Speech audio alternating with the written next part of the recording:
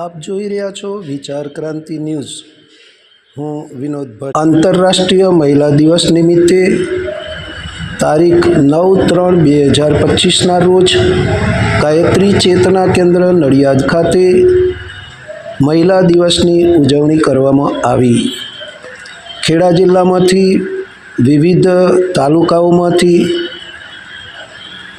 વિશાળ પ્રમાણમાં મહિલાઓ આવી હતી અને આ મહિલા સંમેલનને સફળ બનાવ્યું હતું। દીપ પ્રાગટ્ય કરી અને કાર્યક્રમની શરૂઆત કરવામાં આવી। દીપ પ્રાગટ્ય ખેડા ઉપઝોનના સંયોજક શ્રી જશુભાઈ પ્રજાપતિ અને ખેડા ઉપઝોન સહસંયોજક વિનોદ ભટ્ટ દ્વારા દીપ પ્રાગટ્ય કરી અને કાર્યક્રમની શરૂઆત કરવામાં આવી। આ મહિલા સંમેલનનો ઉદ્દેશ જણાવતા જિલ્લાના મહિલા કન્વીનર તેમજ માનસીબેન પ્રજાપતિ,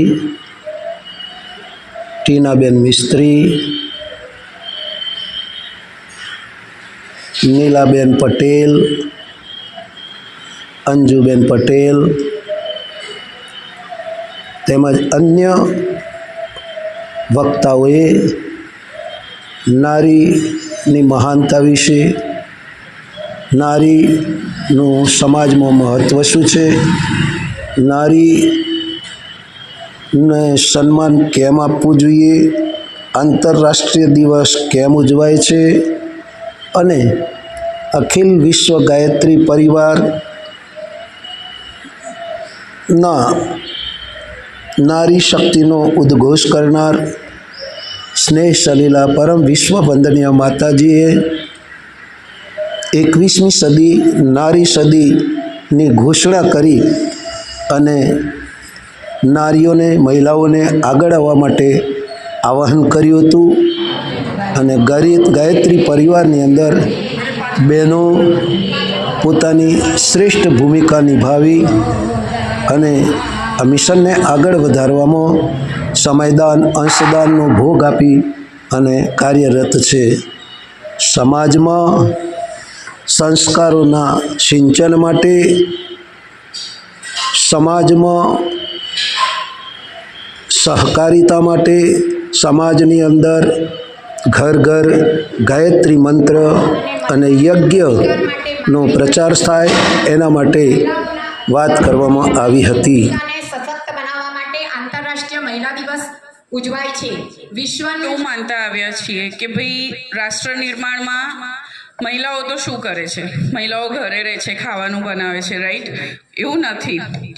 તો સૌથી પહેલાં તો કહેવાય છે કે સ્ત્રી, નારી, તમે ક્યારે રિટાયર્ડ થાવ છો? નારી ક્યારેય રિટાયર્ડ નથી થતી। એ લોકોનું રિટાયરમેન્ટ એજ છે જ નહીં, એ લોકો ક્યારેય રિટાયરમેન્ટ લેતા જ નથી।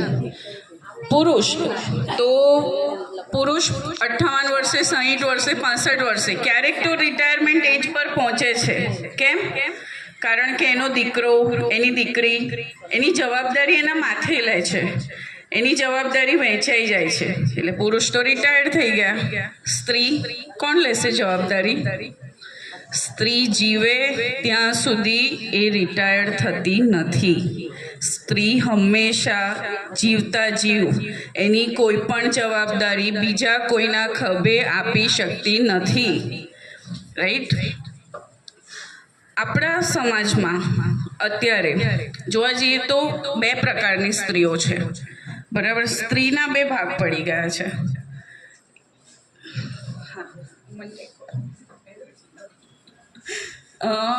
સ્ત્રીના 2 ભાગ પડી ગયા છે।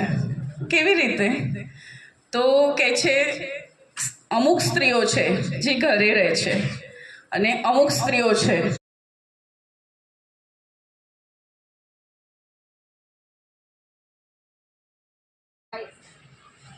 એ પ્રમાણે કરીએ છીએ। એટલે મુખોટા, એ મુખોટાની જરૂર નથી।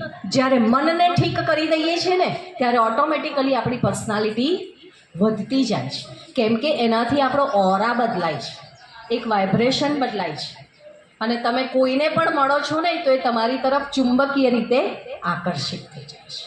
પછી ત્યાં તમે સાદા કપડાં પણ પહેર્યા હશે ને 200 રૂપિયાના, તોય ચાલશે, મેકઅપ નહીં કર્યો હોય તો પણ ચાલશે, પણ એ ઓટોમેટિકલી થાય છે. એટલા માટે આ ઊંડાણથી વાત બતાવી છે કે કામ કોની પર કરવાની જરૂર છે? આ શરીર પર નહીં, મન પર કામ કરવાની જરૂર છે, હે ને? અને દરેકે કરવાની જરૂર છે. હવે મારી મોટી બહેનો છે અને માતાઓ છે, એમની માટેની વાત બતાવું. કહેશે કે બેના હવે અમારે તો ક્યાં કરવું, હવે પોણા ભાગની ગઈ ને અડધી ગઈ, હવે આ બધાને અમારે ક્યાં ચિંતન કરવું? નહીં, ખૂબ જ જરૂરી છે. કેમ કે જ્યારે ઘરની અંદર બીજી સ્ત્રી આવે છે વહુના રૂપે, ત્યારે એક સ્ત્રી એને સહન કરી શકતી, હે ને? દોષ કોઈનો નથી, આપણા મનનો છે. એને બીજી, કેમ કે મારો અધિકાર જાય છે, મારું પદ જાય છે, મારું માન જાય છે. આ પરિસ્થિતિ, એટલે આવા વિચાર જ્યારે મનની અંદર આવે ત્યારે સાવધાન થઈ જાઓ, ત્યારે સાવધાન થઈ જાઓ કે આ ખોટા વિચાર છે, આ ખોટા વિચાર છે જે મારા વ્યક્તિત્વને ખોટું બનાવશે. કેમ કે જે ખોટા વિચાર છે એ જ પ્રમાણે તમે વ્યવહાર કરશો, વર્તન કરશો, એટલે તમારી આદત બની જશે, અને એ જ આદત તમારા સંસ્કાર બની જશે, અને બુદ્ધિમાંથી ચિત્તમાં ઘૂસી જશે.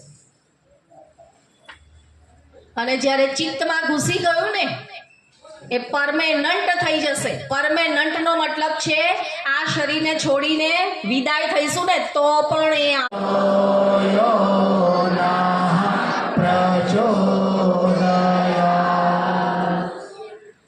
પરમ પૂજ્ય ગુરુદેવ મા ગાયત્રીની સૂક્ષ્મ ઉપસ્થિતિમાં ઉપસ્થિત મારા ઉપજોની સમગ્ર ટીમ,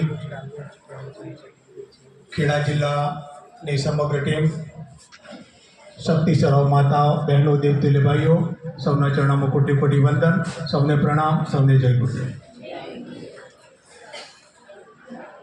સૌપ્રથમ તો આપણો આંતરરાષ્ટ્રીય દિન મહિલા દિવસ આપણે તરીકે ઉજવીએ છીએ, એના વિશે ઘણું બધું આપણને જાણવા મળ્યું છે કે જે અત્યાર સુધી તમે પોતે જાણતા નહોતા, અને જાણતા હતા તો એની ખરેખર કેવી રીતે ઉપયોગી થાય તેમને ખબર નહોતી. બરાબર છે?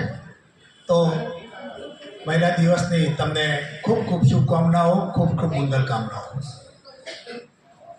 બીજી વાત કે પરમ દિવસે આદરણીય શેફાલી દીદી જોડે વાત થઈ હતી, અને આપણા આણંદ અને ખેડા જિલ્લામાં જે મહિલા દિવસની નિમિત્તે જે 2 કાર્યક્રમનું આયોજન કર્યું હતું, એ કાર્યક્રમની અમને વિગતે વાત કરી. તો એમણે પણ પરમ પૂજ્ય ગુરુદેવ મા ગાયત્રી, મા ભગવતી દેવીના, તેમજ શ્રદ્ધેય ડૉક્ટર સાહેબ અને શ્રદ્ધેય જીજી, તેમજ આદરણીય ચિન્મય ભૈયા અને આદરણીય શેફાલી દીદી તરફથી આપણને સૌને ખૂબ ખૂબ આશીર્વાદ આપ્યા છે. આપણે સૌ અને સ્વીકાર કરીશું એવા ભાવ સાથે હું તમારી સમક્ષ રજૂ કરીશ. પહેલું હું એ મહિલાને પ્રણામ કરીશ કે જેણે મને જન્મ આપી અને આ પૃથ્વી પર લાવી અને મને એવી સક્ષમ બનાવી કે આજે હું તમારી સમક્ષ ઊભા રહી શકીશું. બીજું હું એમને પ્રણામ કરીશ કે એ નારીને કે જે મારા ઘરને અત્યારે મને ગુરુના કાર્યોમાં સહયોગ આપી અને જે મારી બે ગૃહલક્ષ્મી તરીકે આવેલી મારી પુત્રવધૂને પ્રણામ કરીશ. બીજું, નારીના જીવનમાં ગાયત્રીનું શું મહત્વ છે એ બોલવા આજે મને મોકો મળ્યો એ બદલ હું મારા બહેનોનો ખૂબ આભારી છું.